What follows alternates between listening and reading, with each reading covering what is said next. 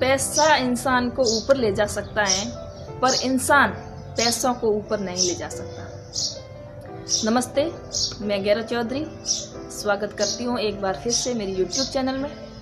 आपके लिए एक छोटी सी कहानी। एक राजा थे, उनके बेटा नहीं था। वे बड़े चिंतित रहते थे अपने राज्य को लेकर कि मेरे राज्य को कौन संभालेगा, मेरा बेटा तो है नहीं। और अपनी बेटी के विवाह के लिए भी बहुत चिंतित रहते थे। तो उसने एक दिन अपने मंत्रियों को बुलाया और यह घोषणा करवा दी कि कल सुबह सबसे पहले अपने राज्य में जो भी व्यक्ति आएगा, जो भी लड़का आएगा, उनको मेरे दरबार में लाना।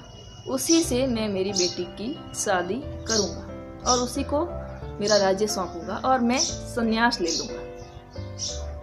तो उनके मंत्रियों ने बोला कि राजा जी, बड़ा अजीब सा फैसला है, थोड़ा सा सोच लीजिएगा। तो राजा ने कहा कोई बात नहीं, मैंने डिसाइड कर लिया है। आपको जो भी व्यक्ति मिले सबसे पहले उन्हीं को लेकर आ जाना। तो दूसरे दिन उनके दरबार में दूसरे दिन सुबह ही एक फटे पुराने कपड़ों में एक व्यक्ति आया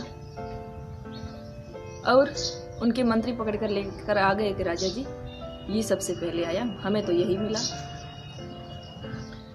अब उस लड़के को फटे पुराने कपड़ों में जो था उसको राज दरबार में लाया गया।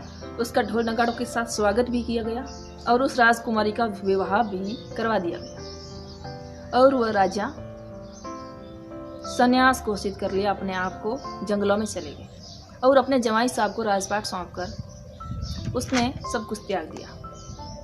फिर वह राजा नया वाला अपने राज्य के सारे जो काम थे सब अच्छे से निभाए, अच्छे से संभाल रहे थे। एक दिन क्या हुआ कि उनके सारे मंत्रियों ने जो अलग अलग काम बांटे होते हैं वो तो उसी के पास थे। उन्होंने एक कोठड़ी में अपना सामान कुछ रखा था, उनकी चाबी राजा खुद पास में रखते थे, उस मंत्रियों को नहीं देते थे। उन सभी ने मिलकर ये सोचा कि एक ही कोठड़ी है, उसकी चाबी राजा आपके पास रखते, बाकी सब बाहर हैं, हम सभी को पता है, हम संभालते हैं, उसमें ऐसा क्या है जो राजा आपके पास रखते हैं। और 10-15 दिन में एक दिन उस कोठड़ी में जाते हैं, आधा 1.5 घंटा 1 घंटा बैठकर फिर वापस बाहर निकलकर उसको बंद कर देते थे और चाबी अपने पास रखते थे। तो एक मंत्री ने एक दिन पूछ ही लिया कि राजा जी, उस कोठड़ी में क्या है जो आपकी चाबी पास में रखते हैं, हमें बताते नहीं, हम अंदाजा भी नहीं लगा सकते कि क्या है उसमें, सब बाहर है सारा सामान। तो राजा ने फटकार लगा दी, डांट लगा दी कि तुम्हारी हिम्मत कैसे हुई, आपको क्या लेना देना, क्या है उसमें, आपको क्या मतलब। तो मंत्री ने कहा ऐसे तो चलेगा नहीं, अब एक ही व्यक्ति है जो इसका पता लगा सकते हैं, राजा को पूछ सकते हैं, वो है रानी जी।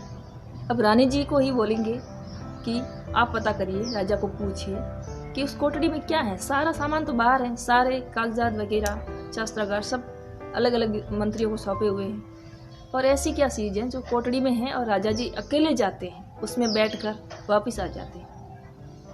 तो रानी ने बड़ी जिद कर ली, राजा से पूछा कि क्या है उसमें कोठड़ी में, हमें भी देखना है। तो राजा ने कहा आपको नहीं बता सकता मैं। तो बड़ी जिद कर ली तो बताना पड़ा, तो कि आओ बताते हैं, मंत्रियों को बेचारे को बुलाओ, आप भी चलो मेरे साथ। तो वो कोठड़ी खोली तो उसमें कुछ नहीं था। तो उन्होंने बोला कि यहाँ तो कुछ नहीं है, आप कैसे आकर बैठ जाते हो, क्या है इसमें, है ही नहीं कुछ, हमारे को दिखाई भी नहीं दे रहा। तो राजा ने कहा जो कील में जो कपड़े टंगे हैं ना, वो मेरे हैं, मैं इन्हें देखने आता हूँ।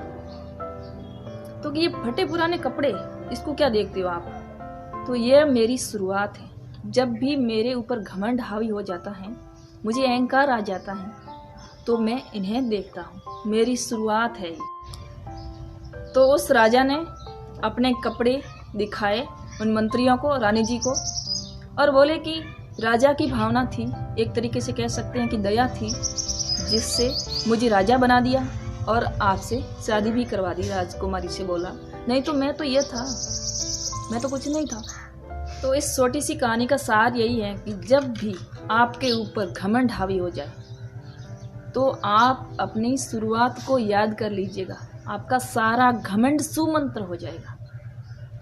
कई बार क्या होता है कि ऐसे लोग हैं जिसके पास 2-4 पैसे आ जाते हैं ना, इतना घमंड आ जाए कि छोटे मोटे लोगों को देखते तक नहीं, बात तक नहीं करते। तो अपने 10-15 साल पीछे जाकर अपनी शुरुआत को देखो, आप क्या थे, आपको सब मालूम पड़ जाएगा। तो कभी भी घमंड नहीं करना चाहिए। किसी भी चीज़ का घमंड किस बात का करें? देने वाला ऊपर वाला है, लेने वाला भी ऊपर वाला है। आपके पास कुछ नहीं है। तो ये कहानी कैसी लगी कमेंट करके ज़रूर बताना। धन्यवाद।